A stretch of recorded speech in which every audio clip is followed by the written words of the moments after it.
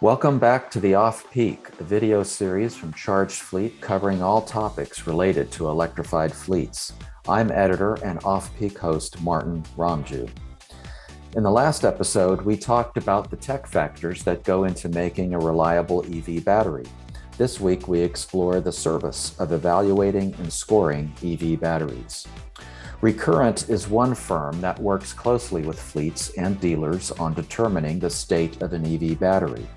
I talked recently with Recurrent CEO Scott Case, who also spoke to fleet consignors at the Conference of Automotive Remarketing in Las Vegas in March. He explains how the right tools can create the transparency and the confidence that is needed in EV sales and transactions.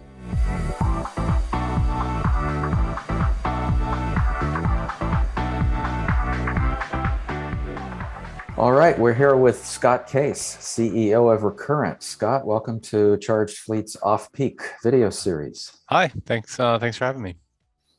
So I'd like to start off, tell us a little bit about Recurrent's roles and how those have evolved and some of the typical clients that you work with. Sure. Well, we started the company 2 years ago now. So, in the life of a startup, we're still at the infant stage. I don't know, maybe toddler stage. But I think that there are when we started out, there were three distinct groups we were serving basically. That's EV drivers, used EV shoppers, and dealers who are thinking about selling electric vehicles, and particularly used EVs. And for those groups, this is where we started, right? Like for those groups, I mean, the driver, we were trying to help them understand, how's my car's battery and how do I take care of it? Everyone learned from their parents or their grandparents how to take care of a combustion engine car, and the rules of thumb to do that. And no one could develop any rules of thumb for an EV, and so they just we're helping them essentially develop those for the first time. For a used EV shopper, it's really simple. Like, how's the battery in this thing? Like, they ask that question in a lot of different ways, and we're helping to try and answer that. And then car dealers, this is for them, it's the other side of that shopper equation. So unblocking sales, selling vehicles at a premium. But then also, I think this is one of the things we came to understand after we got started, is that the dealers didn't know what they were getting either. And so they also have questions about how's the battery in those cars that I see. Maybe I buy at auction, maybe I buy off the street from private party trades. So that's what led us really to the rest, kind of the other part of our business that we've more been that have been growing this year, and that's wholesale auctions and fleets. And for them, which is, I think, more interesting to your audience here, it's a bit of a combination value prop. Like caring for the car over time, certainly that's different in a fleet sense than what you can do as an individual owner, and then selling at a premium, that can be a really important thing, given the overall sort of calculus of, buy cheap, make money from them over time and then sell dearly. And the rules have really changed about how to do that in pretty much all three of those components for electric vehicles as they've entered fleets. So now we're finding ourselves in the middle of that too. Obviously, the battery and its longevity and durability plays a lot into the sustainable value of the car. So what are some of the standards and the metrics that most contribute to an accurate and complete battery test? Your question, though, was about like how to standards for tests, which obviously become very difficult if there are no real standards for the batteries themselves. I think over time, initiatives like the right to repair laws that are started in Massachusetts and have been sort of rolling out, and there are emerging SAE standards around like diagnostics for the high voltage battery interfaces, but they aren't here today, and so I think that's it's going to take some time and just maturity of the battery technology. What we're trying to do today, from looking across every different manufacturer, is focus on what we can compare the output of the batteries that is actually sort of comparable, apples to apples, across every manufacturer. And so for us, we focus on one of the outputs of the battery, which is how far the car can go. So the maximum range. Every car has an EPA rating of range when it's new. those are wrong for a lot of reasons on day one. Typically, they don't account for weather, but you can sort of understand that, and certainly if a shopper or a driver wants to, test it, they can go and drive the car with hopefully with a chase car until it goes dead, and that's the max range, right? Which is not particularly realistic to do that, but at least it's a good proxy for sort of battery health in some sense. And it is what shoppers care about. So in the end, so that we've really tried to standardize and center that. And we do a lot of other things and a lot of complications with that, but at least there's something that we can do across 40 different makes and models today. Now, when you are looking at the trend lines on some of the results of these battery tests, what are you finding about the quality, the durability? Do you find some of the fears people have about batteries being worn down are misplaced? Generally speaking, I would say batteries are aging better than people's fears. So that's like maybe not like a high bar, but everyone has, used EV shoppers are coming into this sort of experience of shopping for an used EV with the I've had a smartphone long enough to see that the lithium ion battery wears down in that over time, and what it means is I can't talk all day. So that is the mental model that they come into the used EV purchase with. So for us to say, hey, good news, it's not going to wear out like your last iPhone did over the course of 2 years. That's like the sort of like good news to them, and frankly that actually is an important just initial statement. Is yes, they are both lithium ion batteries, but they are used in different ways and they last different amounts of time. So that's kind of like thing one for the shopper.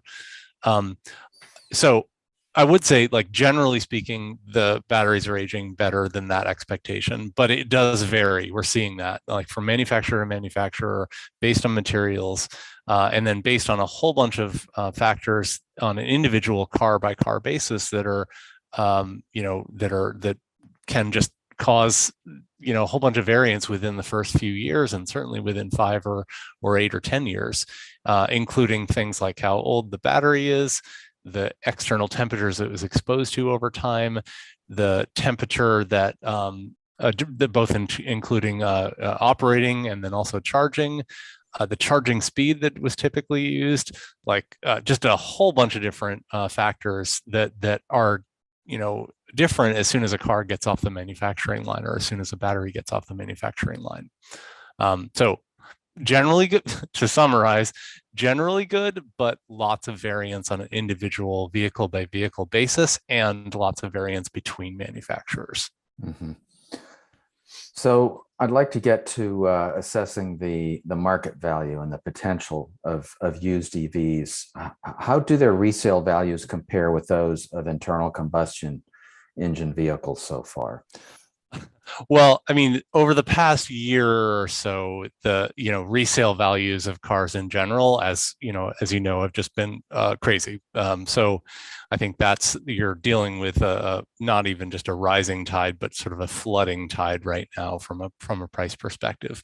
That said, I think there is used EVs have performed over the last sort of 12 to 18 months, have appreciated substantially. We've been tracking monthly and sort of a monthly basket of used EV prices in particular, to kind of compare alongside used car prices as well. And the numbers that we've seen are the basket we're tracking, sort of it's our own inflationary basket, or used EV prices are up about 25% over the last year. For an individual vehicle, like as an example, if you bought a Model 3 12 months ago, you have essentially made between $10,000 and $15,000 in, even though you've owned it now for 12 months, you've put mileage on it, you've depreciated it, in theory, but you've made a $10,000 to $16,000 profit on that if you go and sell it now. So I think what's going on here is, like, there's in addition to the shortage of supply of new cars that's sort of been pushing everything up, there's a market shift in preferences that's being sort of like coming through in those prices over the last a year to year and a half. So there's just a double whammy of what's been going on in the used EV market. I think there's a specific takeaway for fleet vehicles in particular, as more and more fleets sort of bring electric vehicles into the mix, and that's I think the high mileage, low sort of age vehicle is particularly undervalued today. And that's like sort of more commonly seen in like a rental car type situation. And that's because like the mental, like again, the rule of thumb that people used to have was, well, I'm just going to go by the odometer based on, and that's a good indicator of how, is this a high mileage car? Is it a low mileage car? And we have seen that the odometer is not a particularly good indicator of how well the battery is holding up. The calendar age is actually a bigger deal in most cases. So high mileage, like 18-month-old car, I actually probably prefer that in a lot of cases for my own car than one that has low mileage and has just been sitting around for most of its life. The battery actually could be in better shape.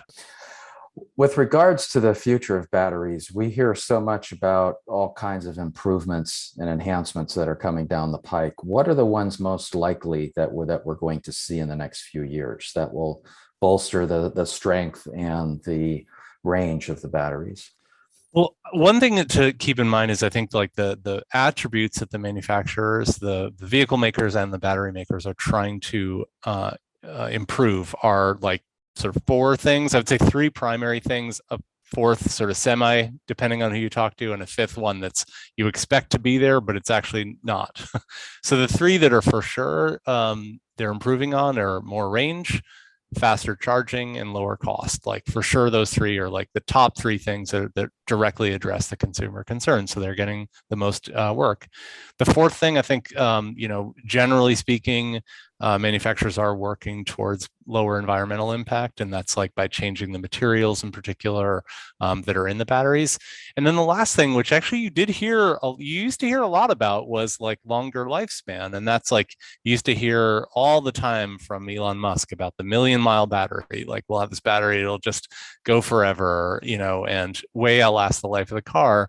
And you don't hear about that anymore. And that's I think that what I think is going on is it just like that's not the thing. It doesn't make the top three. And so I think in some cases the materials that are chosen and and the manufacturing sort of getting better, like batteries will last longer as sort of almost a side effect of trying to achieve some of those other ones, but it's not the one that people are paying for when the vehicle is new. So I think it's sort of like the forgotten fifth thing that's also important.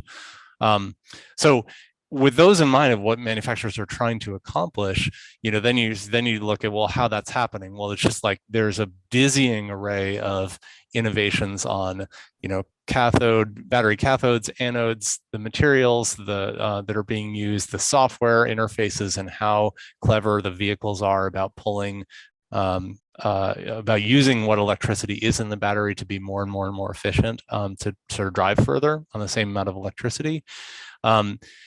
I will say that there is a long, it takes a long time to go from lab discoveries of a new, solid state, battery or whatever into production. And so, anything that you read about on like breakthrough in lab will be, years and years and years before it ever gets into a production car. And so there will be millions of cars that don't have that latest and greatest thing in it. So I think that's important to think about as well.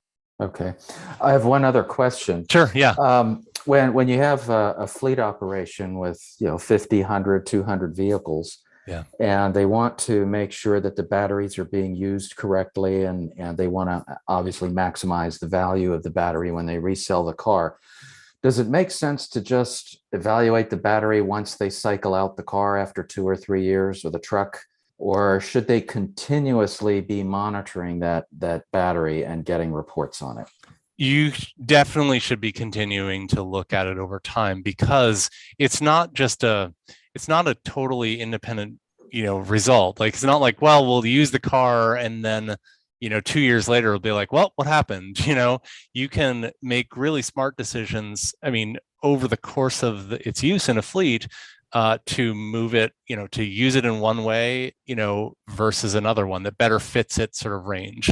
To if you have a fleet that you can change the location, the geographic location of it, like in the case of a rental car company, you might move cars so that they are not sort of consistently exposed to hot temperatures, for their entire life. So there are usage optimization tricks that I think can maintain the battery in great shape that need to be balanced with like actually getting the utility you want out of the car in order for your main purpose. But that will set you up then to have a battery that sells for more when you're ready to defleet it. Mm-hmm. All right, Scott, I know there's a lot more we could talk about, and I'm sure we'll have a sequel on batteries. So appreciate you joining us on the Off Peak. Absolutely. They keep on changing, and so will we. So we'll come back for episode 2 next time. A special thank you to Scott Case, CEO of Recurrent, for his expertise on bringing more accuracy and standards to the used electric vehicle market. Please tell us in the comments below about any of your experiences with EV batteries or sales of used EVs. There's plenty of data still to gather and a lot of value to create. Please remember to follow and connect with us on social media, subscribe to our YouTube channel, and sign up for our weekly Charged Fleet e-newsletter to stay up to date on the latest EV industry news. I'm Martin Ramju with Charged Fleet. Thank you for joining us, and we hope to see you again here on another pulsating video of the Off Peak.